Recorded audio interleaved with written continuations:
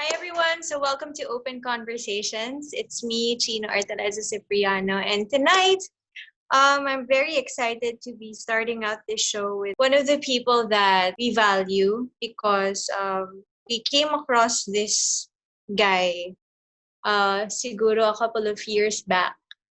And he has always fascinated me because of his ethics and, of course, how he creates his songs. And all the more after years, he has bloomed into somebody who has something to say and does a lot of wise things with his time. So let me introduce you to my guest for tonight. It's Martin Riggs Nunez. Hey, Martin. Good evening, everyone. Good evening, Ma'am Chynna. Salamat po sa intro. Thank you for, of course, like coming on tonight because hindi kita brief or wala naman akong sinabi sa'yo. Basta sinabi ko lang gusto kitang makausap. So, salamat dahil willing ka. Apo. So, okay. First question. Ano ang pinakamagandang childhood memory mo? As in, take me back to your favorite childhood memory. Favorite childhood memory? Dati po kasi nung bata ako, pag hindi po kami natulog sa hapon, hindi po kami pwede lumabas. Pinatatayo lang po kami sa sala. Yun po yung level 1 na pagalit. Basta nilock kami sa kwarto, tapos hindi kami pwede lumabas hanggang hindi kami nakakabasa ng maraming pages out of yung lexicon na encyclopedia. For some reason, hindi ko po matanggal sa isip ko yung memory na yun. Kasi parang dahil doon, medyo natuwa po ako magbasa. Yun yung unang pumasok sa utak ko. Wala rin naman po akong ma-pick out from the happy moments. So yung interesting na lang siguro yung na-pick out ko.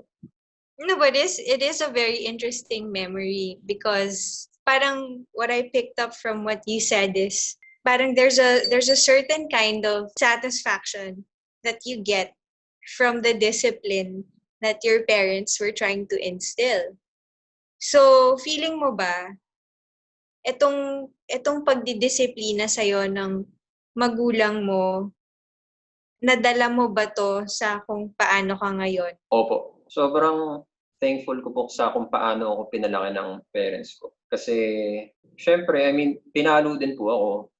Pinalo din ako as in, literal. Kung paano kang yung batang pasaway na kailangan paluin tapos tatakutin ka kung isang masakit na palo na sinturon o 25 na mahina. Yung mga ganun, parang okay, nakakatakot yun. Until different forms of discipline as you grow up, madami kang makikinikinitang ganun eh. Na later on shape me into how I think or how I take things na bigla ko na lang makukuha from other people. Never ako nahirapan tumanggap pag may nagsabi sa akin na mali yung ginawa ko. I have to thank my parents for that. Yeah, because you do have, not a lot of people know this about you. I think I am in a position to actually like attest to it because we work together. But you are very good with criticism. I feel like you handle it very well. Instead of taking it on the defensive side, you kind of make it constructive, which is a good thing. Do you wish a lot of people would be able to take criticism constructively? Yes, sana. I think this world would be a better place if criticism is handled very well. But I also think na iba-iba po kasi tayo ng kanalakhan eh. I can only wish for the best sa kanila. So how about this criticism belief that you have? Do you try to parang send this kind of message, the discipline that you get, turning it into a positive thing? Does it have a big impact in terms of yung creative process mo? As a songwriter, at least. Yes po, opo. Kasi bukod po sa extremes po kasi, I take pride in what I write. Kumbaga, nilagay ko yun doon for a reason. So for someone to tell me na palitan mo yan, palitan mo to, you have to be very good at it para sabihin mo sa akin yan. Kumbaga nagkaroon po ako ng thinking na gano'n as I grow up kasi inupuan ko to eh. So parang if you're suggesting something otherwise, better be good. Every time na may magko-correct sa akin ng ganun, dati hindi siya madali tanggapin kasi may ego na kasama eh, na may undeniable ego na kasama. Pero syempre, if you surround yourself with people that you trust, it becomes easier to accept criticism dahil alam mong hindi ka dadalhin ng tao na yun sa pahamak. Kung sino man yung nagbigay ng comment na yun. So you take it into consideration and learn other stuff. So, opo. But how do you know if you're actually with the right people? At first, you just don't know na, okay, tama ba itong pinapasok ko? May ganong thinking You would know once you try. And trying is not just saying yes for the first 2 months, 2 weeks, 3 months. You would know pag nakikita mo na yung mga resulta na nangyayari. Kailangan mong tumaya Pag natayaan mo na, tapos nakikita mong yung tinaya mo, tama, you're in good company. Pero pag tumaya ka tapos medyo olats, think twice. And natutunan ko lang from people na I'm very close with. When in doubt, get out. In case you feel like this was good company. Kunwari, tapos na yung good times ko dito. I feel like I need to grow. How are you gonna get out? Nangyayari na po sa akin to isang beses. Hindi ko naman po kasi ma-afford na pag-aralin yung sarili ko sa Adamson. College, uminto po ako ng college. At the moment, nag-graduate na po ako. So parang nakapag-aral lang po ako ng libre sa Adamson dahil po yung Adamson University Acoustic Band. Naniwala sila sa akin nung walang naniniwala sa akin na, uy, pwede ka tumugtog, pwede kang magsilbing gitarista para sa university na to. Tapos habang nagtatagal, ang saya kasi dami ko po natututunan. Natutunan ko na, uy, iba-ibang klaseng style. Uy, very corporate. Hanggang sa, dati hindi po nila ako pinagsasalita pag-arrangement. Hanggang sa times, as in, nag-progress yung oras at panahon sa akin na sila nagpapa-arrange. Hindi parang nakikita ko po yung growth.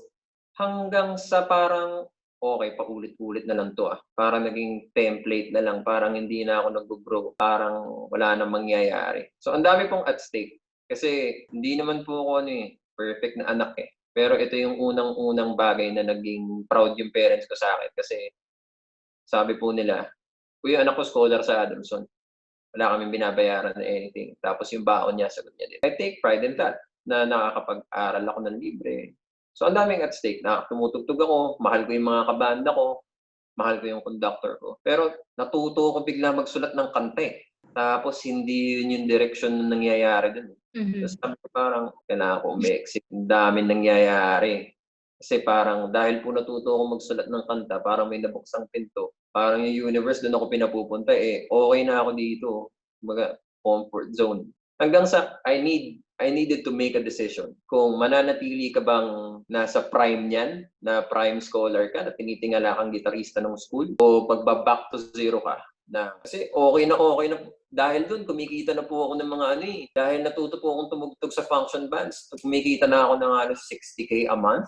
Parang ganun, saya ko na nun. Kasi college, tapos meron kang ganun. Hindi ang saya kasi kasal, bla bla. Kasal, patay, fiesta, lahat tinugtugan ko na. Lahat ng pwede kong tugtugan, tinugtugan ko na. Hanggang sa ako yung magbabayad ng 100 para makatugtog ako. Nung nakita ko yun, parang, uy, weird yun Ba't ako magbabayad? Tutugtog ako Pero pinatos ko. Tapos gusto ko.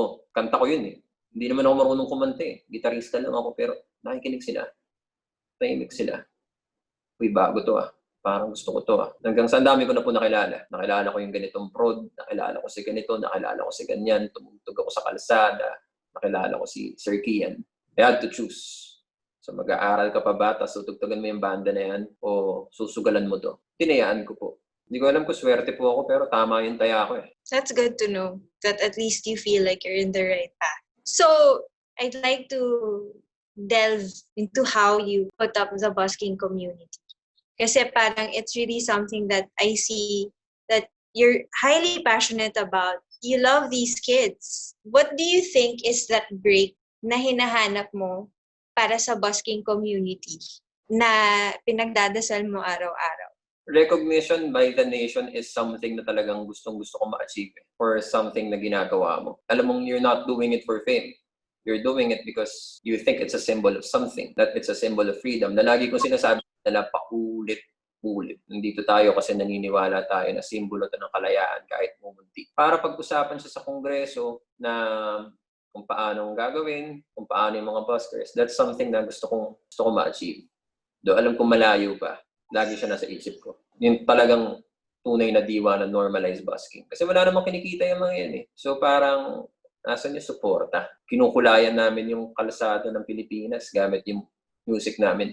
That's what I believe. It can be a tourist attraction, na it can be an asset of the country dahil sobrang daming talented na tao sa Pilipinas. It doesn't stop with music.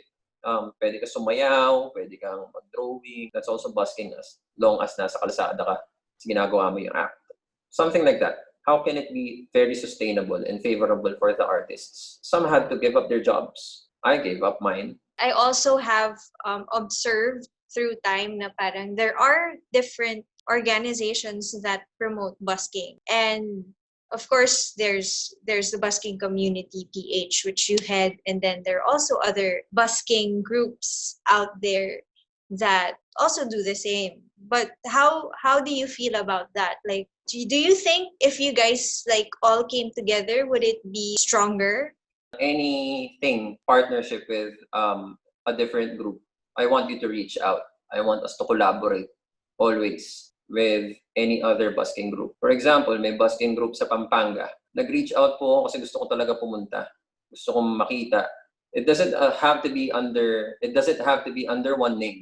I mean, masyadong malaki yung scope ng the Busking Community PH dahil nga Pilipinas na siya. Pero ang dami namang sectors na not under us but doing their own thing.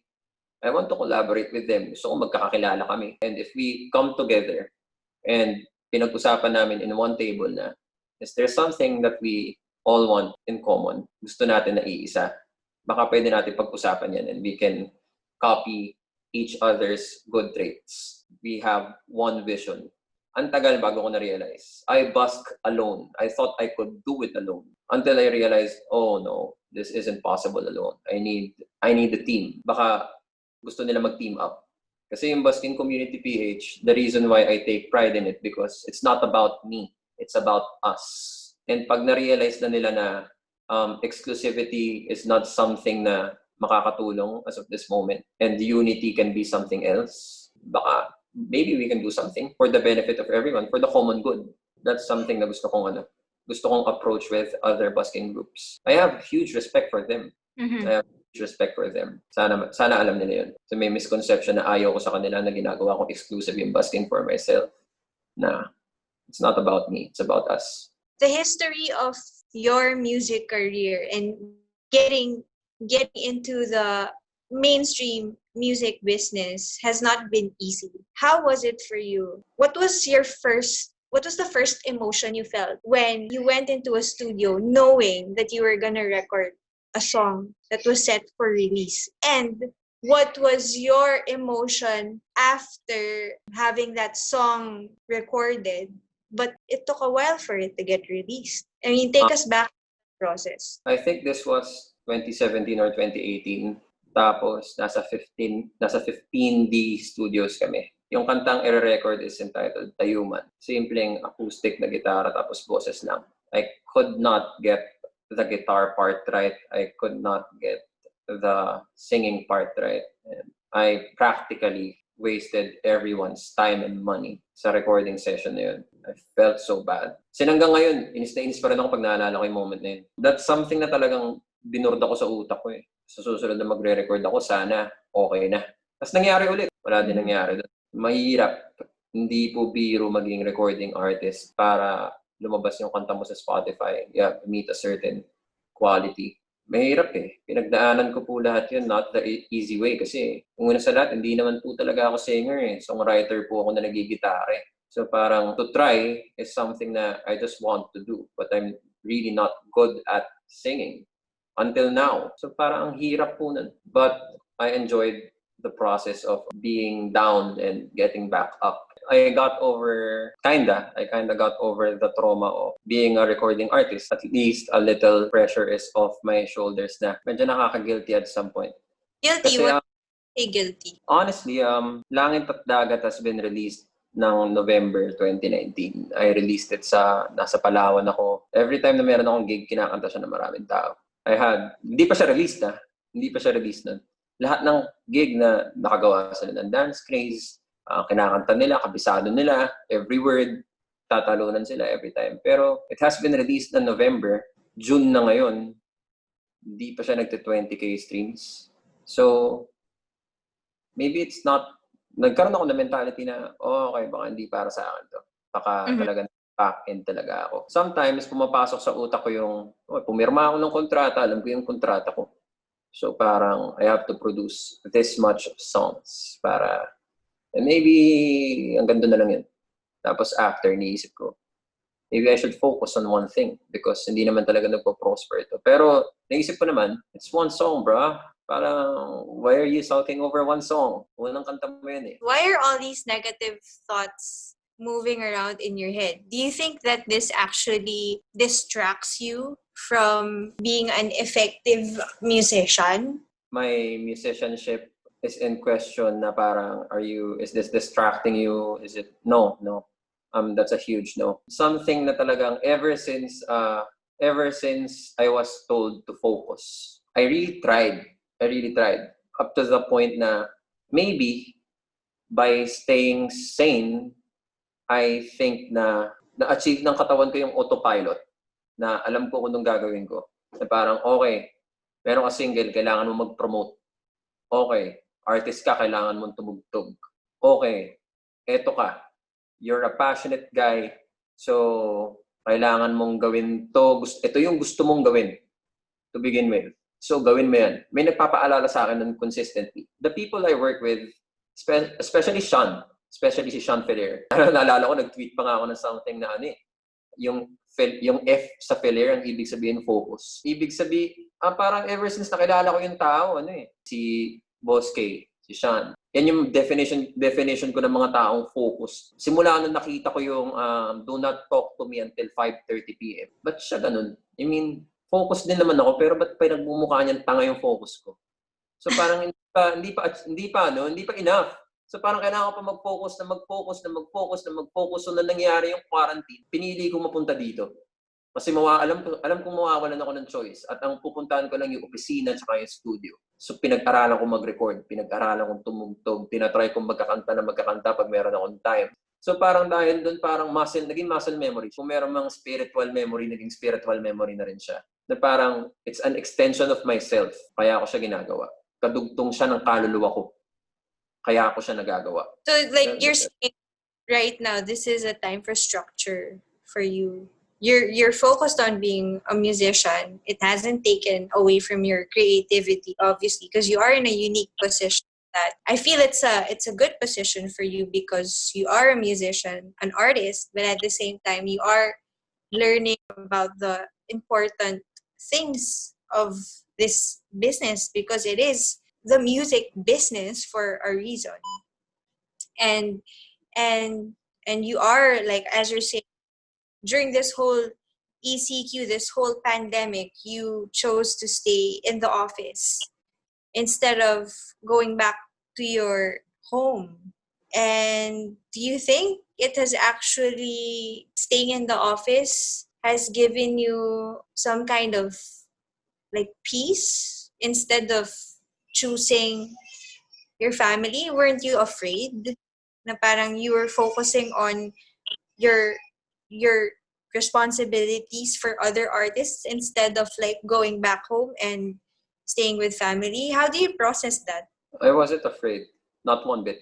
Hindi ako natakot. Hindi rin ako nagdalawang isip. The moment na nakita ko na okay, magka-quarantine, I know what to do. I have been waiting for this kind of opportunity to leave myself with no choice. Yung parents ko, the way they raised me, they were not against me pursuing music. Nung nalaman nila na, sinabi ko to mas may pake ako sa career ng ibang tao na para nakikita ko sila nag-e-excel kaysa sa sarili ko. And my work, I landed this job that does exactly that. Tumutulong sa ibang artist, pinagtatrabahuan mo yung career ng ibang tao. This is the perfect opportunity to maximize everything. So parang my parents understand my choice. So ako din, naiintindihan ko din yung choice ko. So I wasn't afraid. How do you deal with people who are unhappy with your performance? I don't. One thing na I discovered along the way is that there's something that relaxes me. It's reading contracts. I like reading contracts a lot, and I like understanding contracts. It's basically doing my job. It's not my job to get personal. I did not earn this level of focus para lang maging personal. I'm gonna stick to doing my job. In the first place, wala naman ako sinabi maging masaya ka eh. Sabi ko gagawin ko yung trabaho ko. With what you said, this directly reflective of your song Damaso. Do you think how do you feel now that that song can be interpreted 100 different ways, which is really what songs are about? As the artist that wrote Damaso and yung climate nung panahon ngayon sa Pilipinas, anong nararamdaman mo? Curious lang po ako kung paano siya tatanggapin ng mga makakarinig. Now, I have a deck of questions here that I'm gonna be randomly picking. Mukhang prepared. It's a random deck, okay? Magpipick ako here, but it says, Martin, do people you? I don't know. You don't know. Who is your biggest fan? Mom? Ang social lang mom. Mama. Um, Do you have any enemies? Ang dami. At least, meron kang kaaway. Hello. Hello sa inyo lahat. If you knew you would only have 1 year to live from now, how would you spend the next 12 months? The same way I'm spending it right now. So you're good alone? I'm not sure if I'm better with a group or I'm good alone. All I know is if I'm not capable of answering that question with the thing that I'm doing right now, niloloko ko lang yung sarili ko. Kung meron na lang ako 1 year, I mean, God knows. Who knows? Kung ilang buwan na lang meron tayo lahat. I mean, kada buwan may nangyayaring bago. Kung bukas may lumanding na eroplano dito, at least alam kung gusto ko yung ginagawa ko. Isang taon na lang akong buhay. Pagdating ko sa kung saan man ako makakarating, tatanungin ako, ano yung last na ginawa mo? Nag-ayos po ako ng releases ng ibang artist. Tapos pag tinignan nila ko inline yun sa mission and vision ng buhay ko, then it's a worthwhile 25 years. But as your friend, I'm curious also. Don't you ever want to find like a wife or something? No, pass. Do you see a wife Pass. in your future? I actually don't know how you guys are able to deal with me. So, sobrang hirap ko pakisamahan na tao eh. Tapos mag-aasawa pa ako. I mean, hindi niya deserve na problemahin mo pa ako. Ito na nga lang yung ginagawa ko. I mean, I had a good relationship with someone for a good 4 years. We tried to live in together. And she has been my best girlfriend. You respect women's time now, huh? Yes, a lot. Unless magkaintindihan talaga kami na this is my line of work. I was really curious about what if that you're saying tolerate your shit and really give you the freedom that you deserve in terms of the things that you're passionate about, which is, again, all centered on art and music. What if this person knocks on the door of the OC office, tapos pagkita mo sa kanya, lalaki siya? That should be an office mate, right? Not an office mate, but like somebody, but why not? sa baba. Let's talk. I mean, usap tayo. Naintindihan mo ko eh. Naintindihan mo lahat ng shit ko eh. Naintindihan mo yung trabaho ko eh. Maybe we could be friends. I don't understand shit about love. My parents, I mean, nag-LDR sila kasi my dad worked abroad for 9 years. They were able to do it. A 25-year-old guy like me has no idea what love is really. So you're still to learn. You're still open to it. Isa lang siguro yung meron akong understanding ng love na alam kong kaya ko ibigay. Well, I love my job. I love busking. I love music. Yun yung mga alam kong sure akong mahal ko eh. Kasi hindi ko sila mapabayaan. Pero I love her. I love him. Hindi ko ma-grasp yung total concept. Ayoko kasing mag-isip ng immature and half-baked when it comes to the word love because nakakaya naman dun sa love mismo, di ba? Parang, no, not yet. At least love for another person. But I do feel you understand the concept of love in some other form. Yes. Love in some other form, yes. Pero love for another person. I want to be able to understand it, but I'm so busy to be able to, understand it. If you could tell me if there's at least one question that you would like to receive as a person, what would it be? Kamusta? And then if you had the privilege to ask me a question, what would it be? Kamusta rin? Nakakapagod ang lahat ng bagay. Sa lahat ng aspeto. Kaya pa rin namang mag-survive. Ikaw? Sabi nila pag gabi, tahimik daw. Oo, totoo naman. Walang sasakyan, walang tao. Pero pag gabi kasi, hindi dinig mo lahat ng hakbang. Yung kaluskos ng susi. Yung maririnig mo sa utak mo na. Ang ingay pa sa utak pag gabi. Pero pag tumingin ka sa paligid mo, tahimik na lahat. Wala namang magtatanong sa'yo kung kamusta.